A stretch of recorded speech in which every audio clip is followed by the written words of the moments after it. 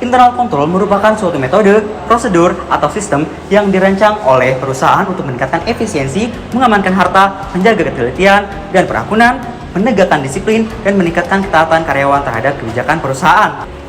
Jadi, apa itu pengendalian internal? Pengendalian internal merupakan suatu proses yang dilakukan atas amanat dari Dewan Direksi atau manajemen dalam suatu organisasi yang bertujuan untuk melindungi aset perusahaan, serta memastikan kepatuhan pada hukum dan peraturan yang berlaku. Pengendalian internal yang efektif dapat membantu perusahaan dalam mengarahkan kegiatan operasional perusahaan dan mencegah adanya kecurangan atau penyalahgunaan lainnya.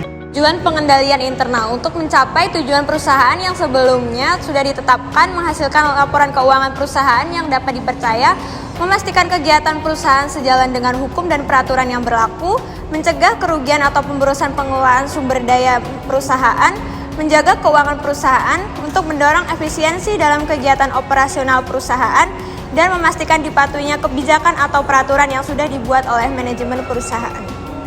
Komponen pengendalian intern. Committee of Sponsoring Organization of the Tradeway Commission atau COSO mengidentifikasi 5 komponen pengendalian intern yang meliputi: satu itu lingkungan pengendalian atau control environment, yang kedua penilaian resiko atau risk assessment, yang ketiga prosedur pengendalian atau control activity, yang keempat pengawasan atau monitoring, dan yang terakhir yang kelima itu informasi dan komunikasi atau information and communication. Pengendalian internal yang lemah pada suatu perusahaan akan berimbas pada kemungkinan terjadinya penyimpangan yang tentunya tidak akan menjamin keamanan aset perusahaan, informasi akuntansi yang tidak teliti dan tidak awal, efisiensi yang tidak terjamin, dan kebijakan manajemen yang tidak dapat dipatuhi.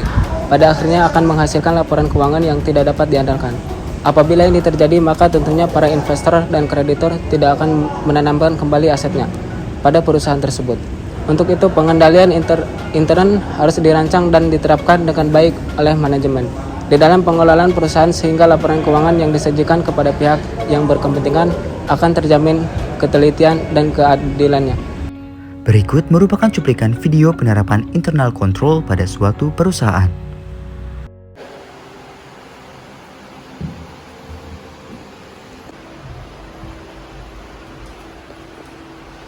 Selamat pagi.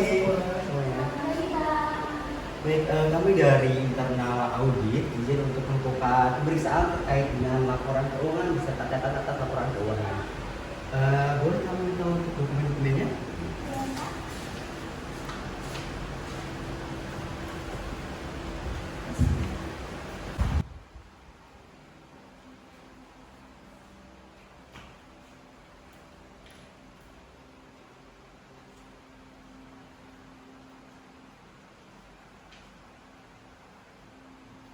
Di sini sedang dilakukan pemeriksaan atas laporan keuangan perusahaan terkait yang disajikan oleh bagian finance.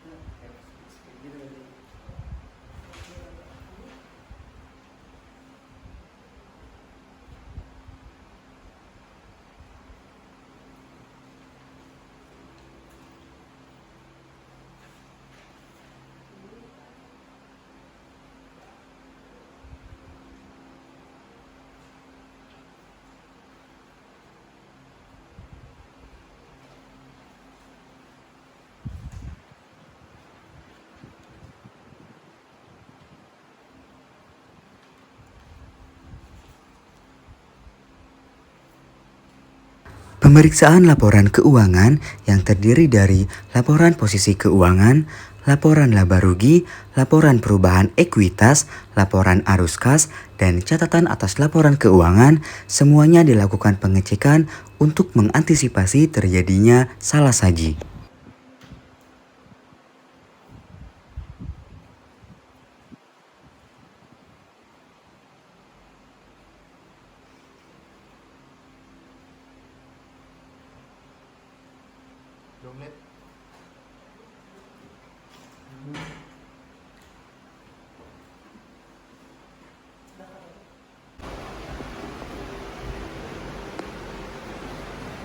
Baik, untuk pemeriksaan bagian finance tidak ada temuan ya.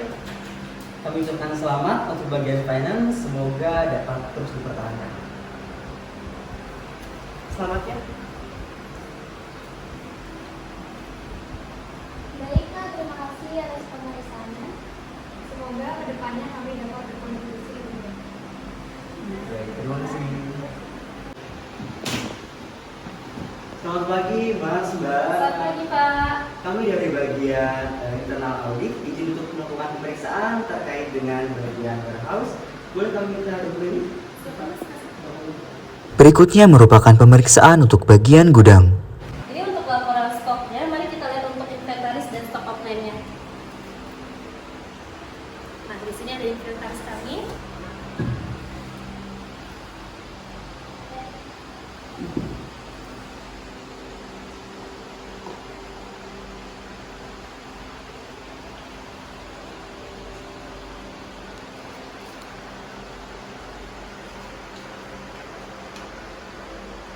Ini kenapa ya laptop ini taruh di sini? Untuk laptop yang itu sudah rusak Pak, jadi sudah tidak dipakai dan digunakan. Baik, untuk bagian warehouse, setelah kami lakukan pemeriksaan, di sini kami menemukan bahwa terjadi ketidaksesuaian antara laporan stok dengan yang ada di gudang. Mungkin untuk kedepannya bisa menggunakan kartu stok agar untuk meminimalisir agar tidak terjadi ketidaksesuaian kembali. Baik Pak. Dan juga untuk laptop, jika kedepannya sudah tidak digunakan lagi, bisa dilaporkan ke bagian IT untuk dibenarkan atau di service, atau juga bisa beli yang baru. Baik Pak. Untuk sarannya. Untuk dokumen saya kembalikan kembali. Terima kasih Bapak. Semoga untuk kedepannya mungkin bisa jauh lebih baik lagi ya. Ya, baik Bapak. Terima kasih banyak. Terima kasih banyak Bapak untuk pemeriksaan hari ini. Semoga kedepannya ini menjadi bahan evaluasi kami. Setelah pemeriksaan terdapat beberapa temuan ya Pak ya untuk di warehouse ini sendiri. Semoga kedepannya kami juga bisa berkontribusi lebih baik lagi untuk perusahaan ini. Baik, terima kasih Ibu. Terima kasih. Sama-sama. Jadi, bagaimana peran internal control dalam sustainability of entity? Apa peran pengendalian internal dalam ESG, Environmental Social Governance? Pengendalian internal akan menjadi penting di dunia ESG dalam panduan SEC yang tertunda ini hanya akan menjadi penting.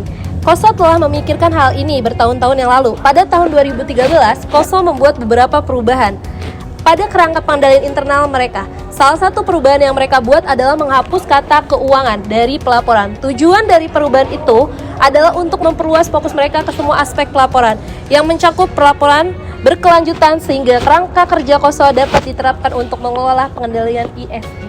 Mengapa pengendalian internal ESG penting? Ada beberapa tingkat jaminan wajib di masa depan seputar data ESG. Pengendalian internal di sekitar data juga perlu dievaluasi. Yang pertama, integritas dan akuntabilitas data. Semakin banyak orang membuat keputusan berdasarkan metrik non-keuangan dan akan lebih banyak visibilitas ke dalam pengendalian internal yang akan dimiliki atas metrik tersebut. Integritas data dan akuntabilitas melalui pengendalian internal adalah area yang perlu difokuskan oleh bisnis. Yang kedua, peraturan. Ada dan akan menunggu peraturan di seluruh dunia tentang ESG. Jika jaminan atas data dan metrik diperlukan, maka regulator serta kantor akuntan publik semua akan fokus pada melihat pengendalian. Yang ketiga, reputasi. Lingkungan pengendalian internal yang buruk dapat menyebabkan kasus penipuan, greenwashing, dan dapat berdampak buruk pada reputasi perusahaan, yang dapat memiliki implikasi langsung dan jangka panjang lainnya bagi perusahaan. There is the explanation that we can convey. Hopefully, it can be useful for all of us in the future. Thank you for watching. See you on the next video. Bye.